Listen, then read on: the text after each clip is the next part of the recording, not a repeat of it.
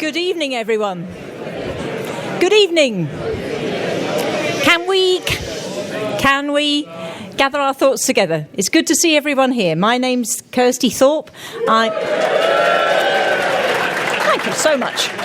I'm Minister of Wilmslow United Reformed Church, and it's very good on behalf of all of you to be able to welcome Dr. Rowan Williams to speak to us this evening.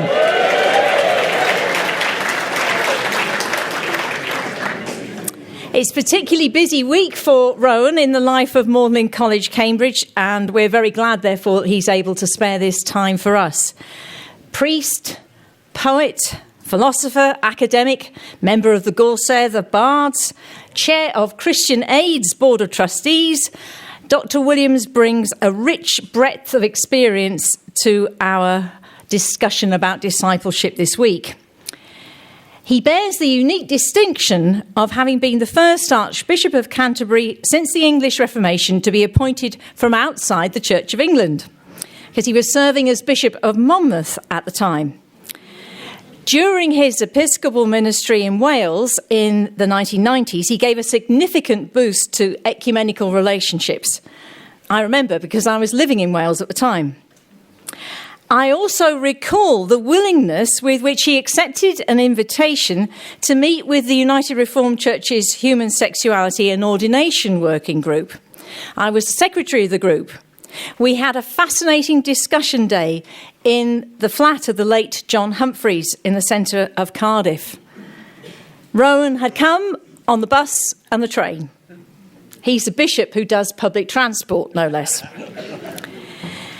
And he is here with us today as someone who both knows his nonconformist church history and understands the traditions from which the United Reformed Church comes. That was obvious when he preached at a service in Westminster Abbey in 2012.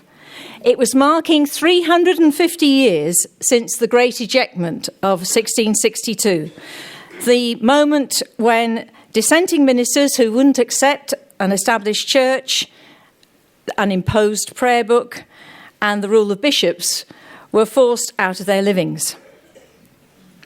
And Rowan's affection for us and respect for the URC shone out in his sermon that day. I should also say that everyone in the Abbey recommitted ourselves to work together for a different sort of future in ecumenical terms. And to top it all, Rowan came to us that evening for the service after a long day's deliberation in General Synod, when I'm sure he would far rather have been relaxing in some ways. So thank you.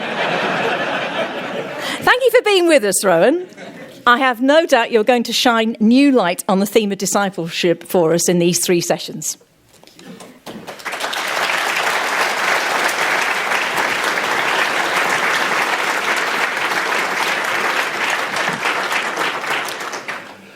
Thank you very much, Kirsty, and good evening all. Thank you very much indeed for the opportunity to be with you for a couple of days, and thank you for your extraordinary willingness to applaud. This is going to be the easiest audience ever. Now, you may be wondering who on earth these people are that I'm going to be talking about. And I dare say that not very many of you will have heard of Maria Skobtsova, my first hero to discuss. But I'll begin by telling you a little bit about why I've chosen to talk about 3 particular individuals, what it is about them that might make them, against all probability, of some interest to ministers of the United Reformed Church. If we're talking about discipleship, about sanctity, about witness, about the integrity of the church, then it's always quite a lot better, I say, to tell stories than just to come out with theories. The 3 people I'm going to be talking about, all of them wrote quite a bit, and I'll be talking a bit about their writings, but each of them, in her very different way, represents what I'd call a theological narrative. That is, a life story which in itself tells us something about the nature of the gospel. A story which, if you tell it does the theology for you. I would guess that most of us actually know such stories, and that, I dare say, some of our most effective teaching and preaching comes when we let the stories do the theology for us. And Kirsty's reminded me of very happy days in Wales some time ago, and I have to say that the work of John Morgan's in Llanfair Penrhys was one of those theological stories that I told repeatedly when I was a bishop in Wales, and have told repeatedly since, as a story quite simply about what the church really looks like. Like that stupid man who went to Russia in the 1920s and said, "I've seen the future and it works." I think I could rather more plausibly say, "I've seen the church and it works." And that's probably one of the most gospel-shaped things we can ever say, isn't it? I have seen the church and it works. And the stories we share with one another on an occasion like this are part of our deeper entrance into that mystery. And you could say again that the three people I'm talking about are people who exemplify something of that, the church working. One of them was Russian Orthodox, two of them Roman Catholic. All of them were people in varying degrees at odds with the prevailing culture of their church. They were certainly unconventional people. You'll get some sense of just how unconventional as we go through. They were also deeply loyal people. They believed in the church even when the church made their lives extremely difficult, which is not a wholly unknown experience in other Christian communions, I dare say. And it's that sense of integrity and loyalty together which tells us something about the nature of discipleship, I think, as much as anything else. I wonder occasionally whether in the life of the first Christian community around Jesus himself, there was sometimes a tension between integrity and loyalty, in the sense of people saying, well, I'm quite keen on Jesus, but I don't very much like Thaddeus. And the evolution of the apostolic community perhaps was an evolution towards a state where people realized that loyalty to Jesus just might involve loyalty to Thaddeus as well. And that something of that critical fidelity to one another is one of the effects of a real life-giving fidelity to Jesus. My three subjects were all of them people who lived a critical fidelity to the Christian community because of an extraordinary, deeply costly fidelity to Jesus. So you begin perhaps to get the picture. These are marginal people in some ways, and like all good marginal Christians, that meant they lived from the center.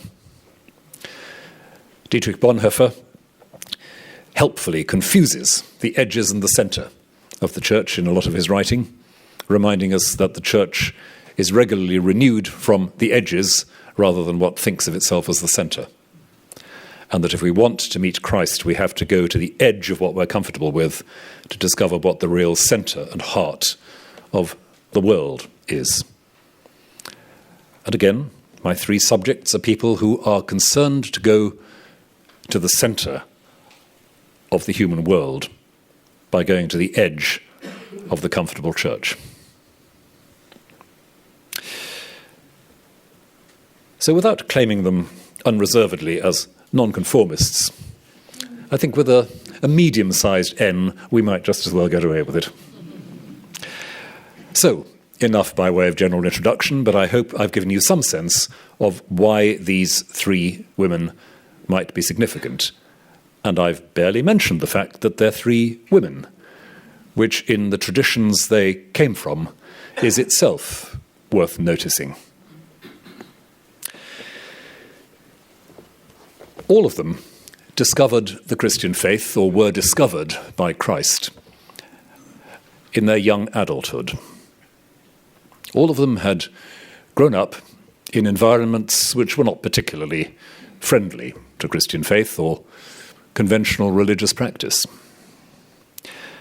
And Maria Skobtsova, whom I'm beginning with, was no exception. She was born in 1891 and born into a fairly well-to-do Russian family. Like many cultivated, thoughtful, and the adjective is perhaps not quite appropriate in this context, bolshy young people in Russia at the time, she rebelled against both political and religious convention, and as a young woman threw in her lot with radicals in Russian politics. She was a friend of various people who were very active in the arts and poetry. She had a lot of radical political connections. And in the chaos of the Russian Civil War, which followed on the 1917 revolution, she found herself thrust into the midst of political activism and was for a short but quite significant period acting mayor of a little Russian town where she and her family had landed up. She had by this time married a left-wing activist. She was, however, not particularly welcome to the Bolsheviks. She was far too radical for conventional conservative Russians and far too idealistic for most of the Communist Party members. However, she made something of a success of being acting mayor of this little town, and when a group of marauding soldiers turned up demanding protection money from the citizens of this town, when all the other local officials said it would be easier to give way for a quiet life, Mother Maria, as she was to become later, Elizaveta at this point, simply called a community meeting, stood up in front of everybody and said, as long as I'm in charge of this town, they're not getting a penny, and said if they want to shoot me, that's fine with me. The marauding soldiers cheered and went away. But Elizaveta was already, it seems, recognizing that her future could not lie in Russia. There's a whole generation of fascinating Russian Christian figures and other figures who are not just Christians, who, on the far side of the revolution, discovered that the revolution had not been revolutionary enough. That what had happened was simply another top-down system of power, as crushing and inhuman as what it had replaced. And they began to realize that they would be no more welcome in the new Russia than in the old. On top of that, Elizaveta's first marriage was in trouble. She was wrestling with a rediscovery of Christian faith and beginning to sense at a very, very deep level that her obligations were not just to her fellow human beings, but to God. Like so many others, she ended up fleeing Russia and landed up in Paris in the early 1920s. Her first marriage had ended. She was left with 3 children to bring up. One of those children died at the age of 5. She lived in conditions of extreme poverty and stress. But her sense of calling developed more and more deeply. And that sense of calling expressed itself, above all, in a ministry of hospitality. She began to organize welcome for other refugees. Herself a refugee, she regarded her first priority as being to provide hospitality for those who, like her, had been cast on the world with no support and apparently no external hope. The house she eventually lived in the Rue Rommel in Paris, became a centre for refugees. And there are many accounts of the radical, reckless character of her hospitality.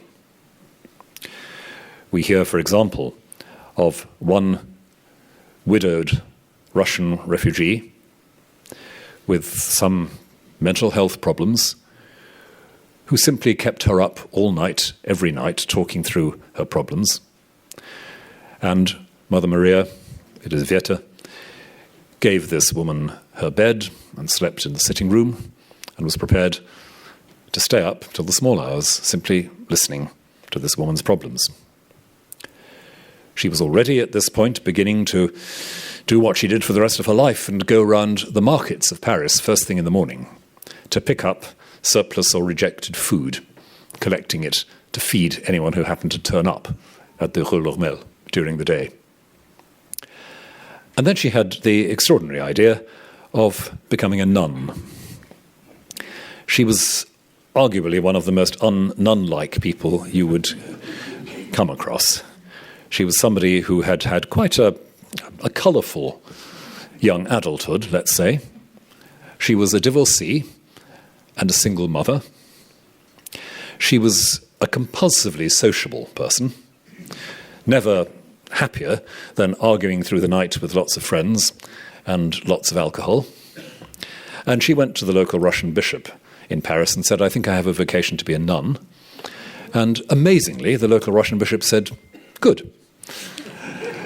And with some encouragement from Elizaveta's confessor, the great theologian Father Sergei Bulgakov, Metropolitan Yevlogy, the Russian bishop in Paris, accepted Elizaveta's vows as a nun, and she became Mother Maria, and carried on pretty much as before.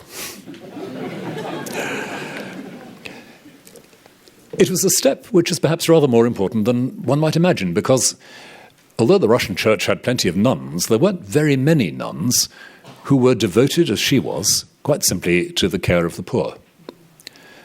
Orthodox nuns tended to be strictly enclosed and contemplative. Mother Maria believed deeply in the prior importance of the contemplative life, but believed even more deeply that if you concentrated on your inner life would shrink to become smaller and smaller and smaller.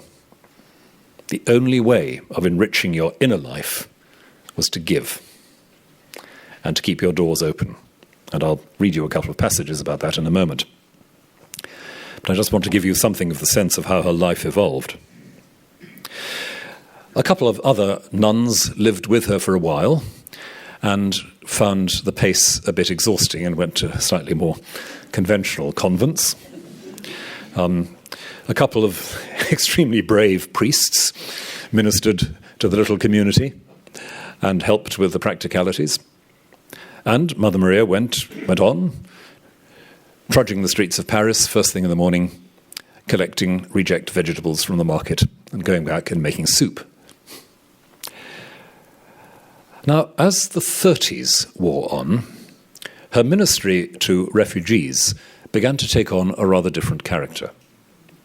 In the 20s, Russian émigrés in Paris formed a constant stream of newcomers and a quite cohesive body of people within Parisian society.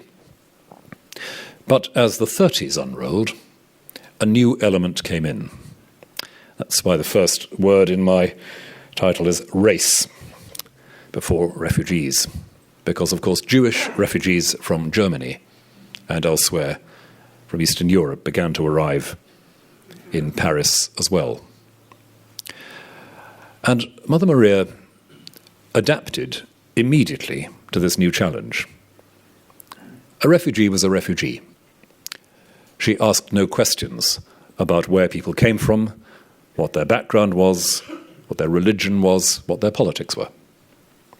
And so, as the 30s moved on, she became more and more the focus of a very, very diverse group of exiles and refugees in Paris. And a half amusing and half heartbreaking story is about how one of the local clergy, Orthodox clergy, rebuked her for not serving proper fasting food, according to Orthodox rules, during the fasting seasons in the soup kitchen. Mother Maria took the line that when people were hungry, they were hungry, and that the fasting rules of the Orthodox Church were just possibly designed for people other than the homeless and starving, and that therefore she was not going to lose any sleep about breaking the fasting rules. And then, of course, the Germans arrived. For a couple of years, Mother Maria and her associates managed to continue something of their ministry, and indeed to develop it in a quite new way. And the new way was attempting to protect people from Jewish communities, from the Nazis, by listing them as members of the Russian Orthodox congregation in the Rue Lormel. Mother Maria had absolutely no qualms about lying to the Nazis. Indeed, made something of a speciality of it. And so a good many Jewish individuals and families were able to leave Paris in the early days of the German occupation because they could brandish certificates of Russian Orthodox membership in the face of German authorities, and then could leave for the south of France and elsewhere and go to safety. However, this couldn't last too long. The Germans began to clamp down on whatever residual flexibility there was. And it was Himmler himself who said that he was no longer going to operate any kind of concessionary system for Jews who had allegedly converted to Christianity. A Jew was a Jew was a Jew. Therefore, everybody of Jewish birth or family was liable to be rounded up and, of course, transported as they were. The dreadful stories about the way in which Parisian and other French Jews were held in the sports stadium outside Paris, the winter sports stadium, the Vélo d'Hiver, and then deported to the camps.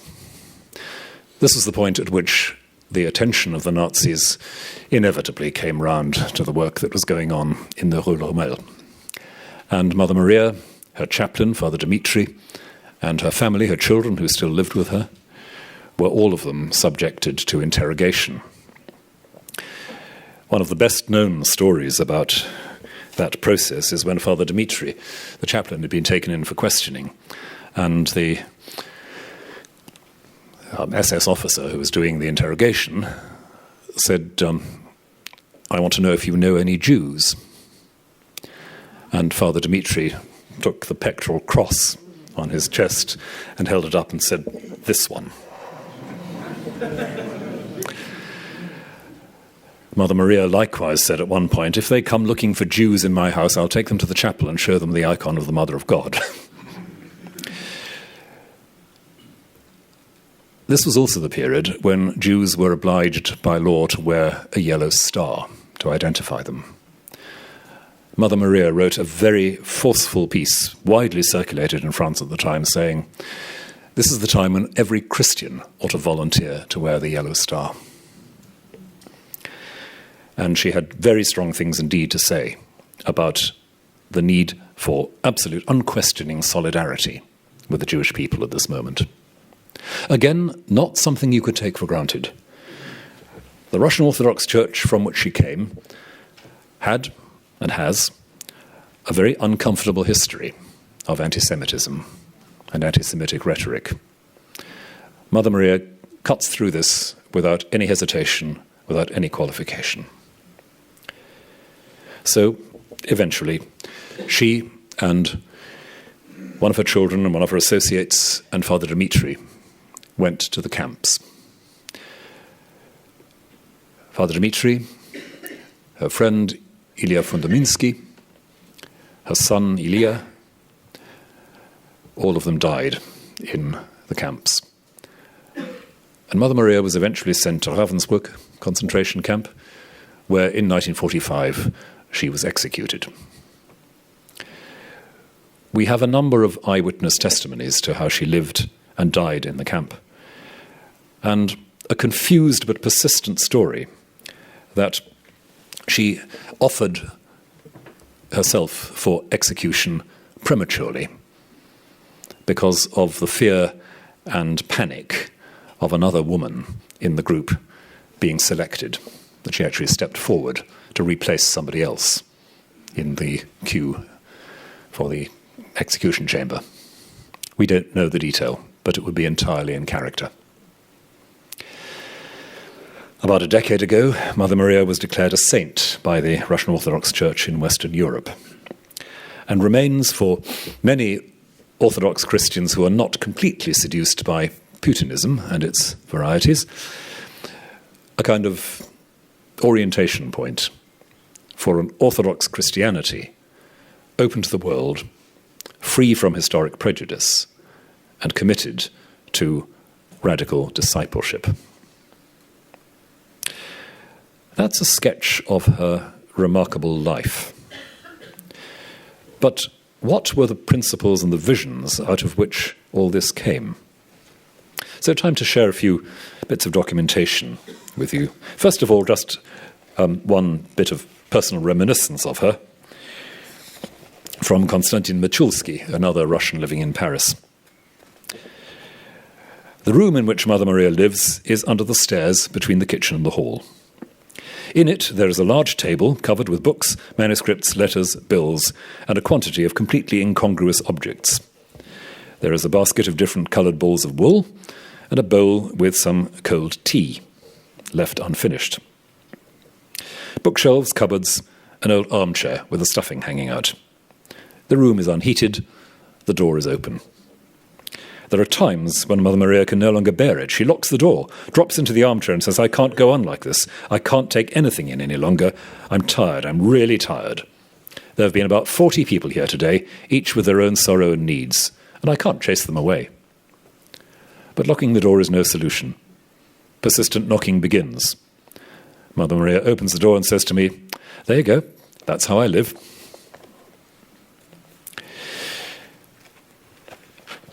One of the most striking things about her vision is the centrality within it of community, a theology of community. She bases this on some of the great 19th century Russian theologians who wrote about the idea of sobornost, togetherness, conciliarity, Catholicity, call it what you like. In the mid-19th century, this had been a leading notion for some of the Russian philosophers who had helped in the revival of Russian Christianity and used the idea to argue against what they saw as both individualist and authoritarian strands in Western Christianity. The Russians, never backward in coming forward, said the problem with Protestants is that they're all individualists, the problem with Catholics is they're all authoritarians. We, Russians, know better than anybody, and we believe in sobornost. We believe in absolute mutuality and interdependence as the essence of the Christian church. And actually reading some of what they write about sobornost, about togetherness in the mid-19th century, you might as well be reading Archbishop Desmond Tutu on Ubuntu. In our own age, I am because you are. That's precisely the vision that these theologians develop. But there's rather more to it than just a theology of community, because what she underlines is the need for the church, when it's engaging with the poor and the needy, to be something other than just a kind of ecclesial Lady Bountiful, passing on good things from on high. This is what she wrote in 1939, when she was involved in the setting up of the group called Orthodox Action, which was a Russian-based social action program in Paris. "We should make every effort to ensure that each of our initiatives is the common work of all those who stand in need of it, not some charitable organization where some people perform charitable works and are accountable for it to their superiors, while others receive the charity, make way for those who are next in line, and disappear from view. We must cultivate a communal, soborny organism rather than set up a mechanical organization." At the same time, we are committed to the personal principle in the sense that absolutely no one can become for us a routine cipher whose role is to swell statistical tables. I would say that we should not give away a single piece of bread unless the recipient means something as a person for us. Now, what strikes me about that is both the intense focus on reciprocity and face-to-face relation, and that deeply challenging principle that you can't just be a charitable organization as a Christian body. And I'm very taken with that line, others receive the charity, make way for those who are next in line, and disappear from view. Christian diaconia, Christian service, can't have that production line character about it. There must be something relational that lasts from this contact. And I have to say that's one of the things that strikes me about the vision of Christian aid, one of the things that has kept me enthusiastic about Christian aid for such a long time, that we do struggle to do our work as Christian aid on the basis of exactly that vision of a sustained relationship, not just going in, doing something nice and running away again, not just the people standing in line and disappearing from view. Characteristically, Mother Maria goes on to say, by no means does this require us to ensure that each and every drunken scoundrel be sentimentally approved by all. The balance is achieved by care, sobriety, and love. In other words, this is not an uncritical or soft-hearted approach. In some ways, it's a very demanding kind of love indeed, because it seeks to treat the other as an adult, to free them where necessary to be more of an adult, and to be oneself willing to be dependent on the gifts that they give. All of that in the back streets of Paris in the 1920s and 30s.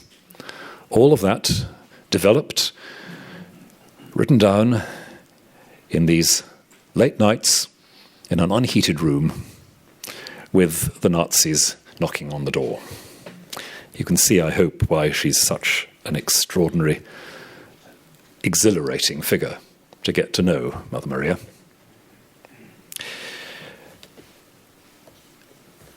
The Orthodox Church is a church which, for all sorts of good reasons, values tradition and continuity and beauty. But Mother Maria had learned to be a little bit wary of tradition and continuity and beauty. She'd known in her own life profound personal tragedy, the death of a child in agonizing circumstances. She'd known disruption and exile. She'd felt that her own discipleship had been, as it were, refined in the crucible of the 20th century city and the 20th century revolutionary crucible of violence and disorder.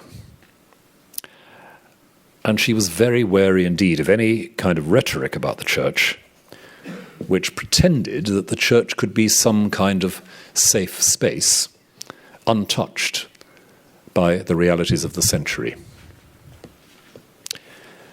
And here she is on this subject. The eyes of love will perhaps be able to see how Christ himself departs, quietly and invisibly, from the sanctuary that is protected by a splendid screen. The singing will continue to resound. Clouds of incense will still rise.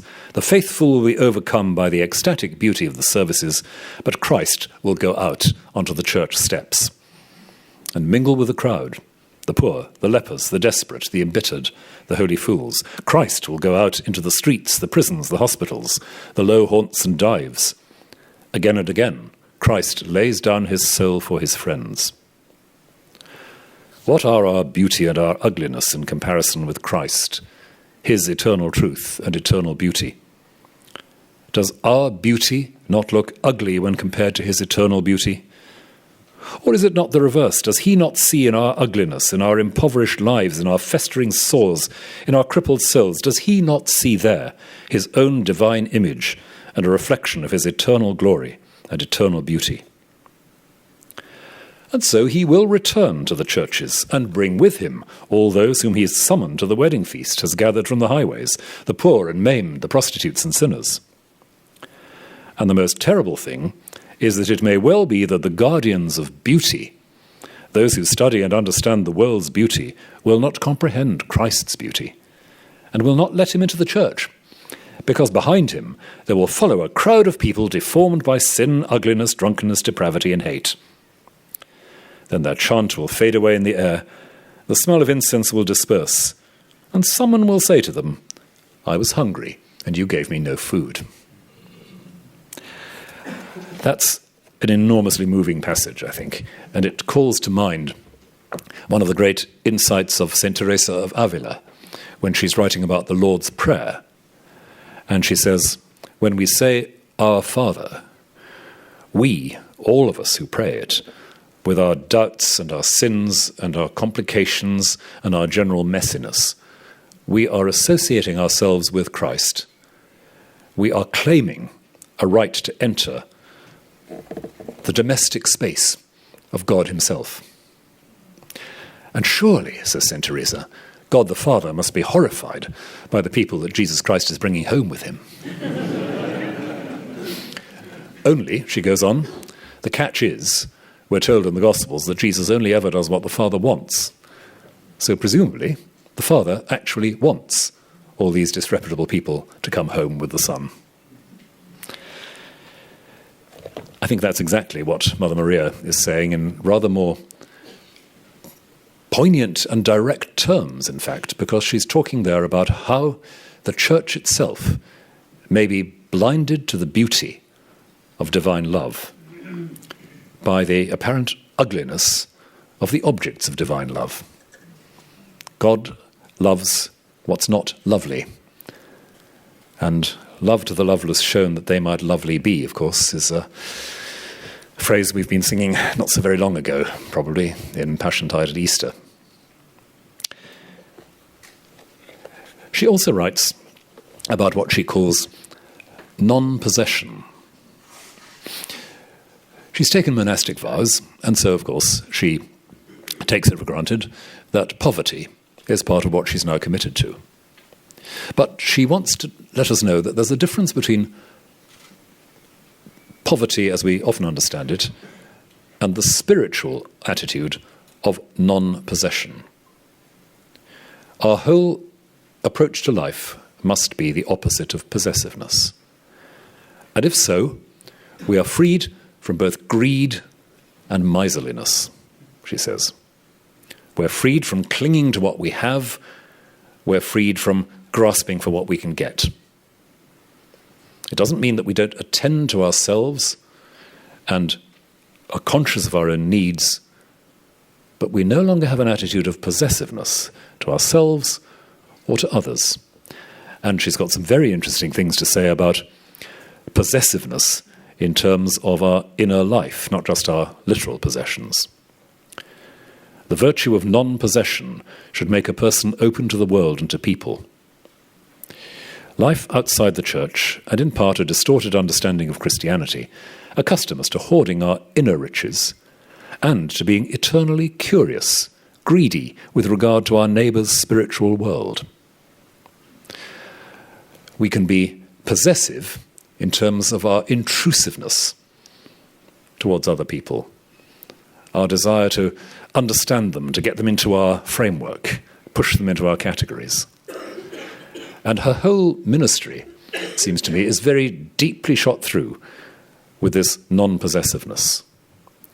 She begins, remember, as someone who is ministering to people like herself, Russian refugees. And imperceptibly, it morphs into caring for strangers, people of another race and religion, and regarding them with the same deep respect and love. And she says that if you attempt to hold on to your inner life at the expense of this openness, we know what this ideal leads to. We know the egoism that can reign in the world. We know how people's care for their spiritual peace, their locking themselves away, leads before our eyes to self-poisoning, demoralization, loss of joy. These people become unbearable to themselves. In a most paradoxical way, they become poor from holding on to themselves. They become poor from holding on to themselves. It's a phrase to take to bed with you, isn't it? Keep you awake, probably, as it does me. They become poor from holding on to themselves. And the effect of a certain kind of care for one's spiritual life is a loss of joy. As I said before, she's not somebody who wants to overthrow the discipline and practice, the richness of the liturgical life that she has as a Russian Orthodox Christian. Far from it. She practiced that faithfully. She wrote about it eloquently. But she wanted to see it within the entire ecology of discipleship as something which had always to be realized in that non-possessiveness with which you approached the souls and the bodies of others. And one last quote from her. When we approach the other person, the stranger, the demanding knock on the door, the new influx of refugees, what we must respond with is almost a kind of holy terror. In turning to the other, to the one we're called to serve, we cannot replace everything in the spiritual area by choosing only the highest spiritual qualities. Here begins what is most difficult and demands the maximum ascetical effort and attention. In turning our spiritual world towards the spiritual world of another, we encounter the terrible, inspiring mystery of the authentic knowledge of God. Because what we encounter is not flesh and blood, not feelings and moods, but the authentic image of God in humanity, the incarnate icon of God in the world, a glimmer of the mystery of the incarnation and the union of divinity and humanity. And we must, unconditionally, unreservedly, accept this terrible revelation of God, must bow down before the image of God in the brother or sister. Only when we feel it, see it, and understand it, will yet another mystery be revealed to us, which demands of us our most strenuous struggle. We will see how this image is obscured and distorted by the power of evil. We will see the human heart, where the devil wages a ceaseless struggle with God. In the name of the image of God, in the name of love for this image that pierces our heart, we will want to begin a struggle with the devil and become an instrument of God in this terrible, scorching work. And we will be able to do it if all our hope is in God, not ourselves, if we have not a single subtle or mercenary desire, if we lay down our armor like David. A terrible revelation, the sense of the intensity of God's presence in the person whose need knocks on our door, because we believe in the image of God in humanity. Another deeply rooted theme in Eastern Christianity especially, but one which for Mother Maria was anything but a bit of abstract theology. I began by talking about Mother Maria's life, and have only now begun to read a bit of her theologizing about it, because I think you may see what I mean by describing her story as a theological narrative. Her life puts the question to us, what kind of vision of God and humanity generates that kind of sacrifice, that kind of generosity? For herself, the theology constantly was distilled out of the life that she led. And to think of the life that she led, I'm suggesting, is not just to think about somebody who was a spectacularly generous philanthropist. She was more than that, because of her deep belief that what she was doing was not handing out charity, but participating in community. Not handing out charity, but participating in community. I mentioned at the beginning of these remarks the impression made on me by the work of Llanfair Penrhys. And I suppose one reason I would say I've seen the church and it works in that context is that always appeared to me as a community, not a charity. As a place where there was a genuine union of vision, a genuine interdependence, a sense of solidarity, not a sense of good being done from on high. And it's probably one of the toughest things for us, especially some of us in larger, wealthier, older and slower churches, naming no names. Quite a challenge to rethink the essence of church identity in terms like that. But Disciples in the Modern City, I took that as a title not to focus our attention on urban rather than rural ministry or whatever, but just to note that the whole city, the whole civic civilization we're part of these days, is where we now operate as disciples, as congregations, as communities. And that's where the challenge comes. What kind of solidarity, what kind of mutuality do we create with those who are on the margins of what we regard as the safe institution? We've seen it, we've all seen it.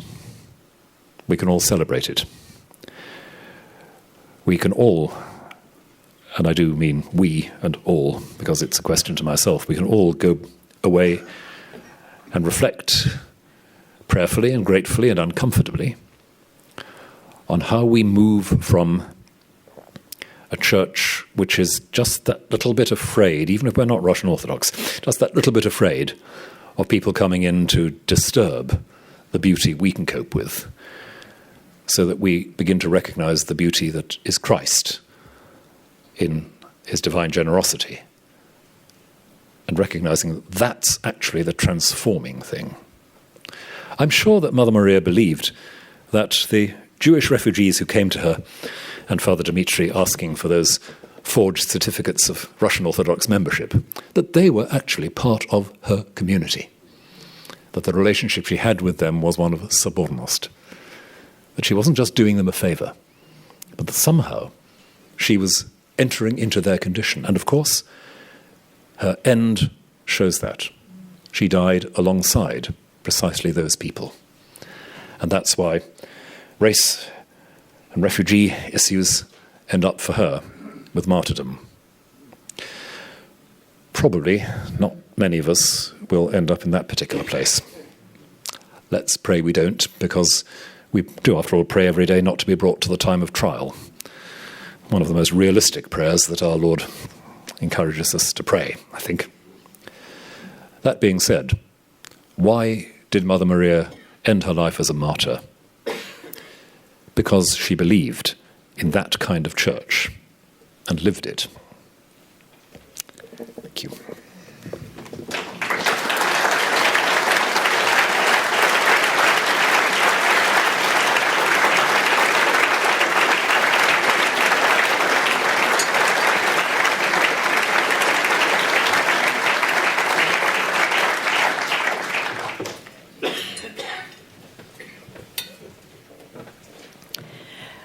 We have plenty of time for comments or questions. So who would like to begin? We have microphones as well that we can take around to whoever wants to make a contribution so we can all hear clearly.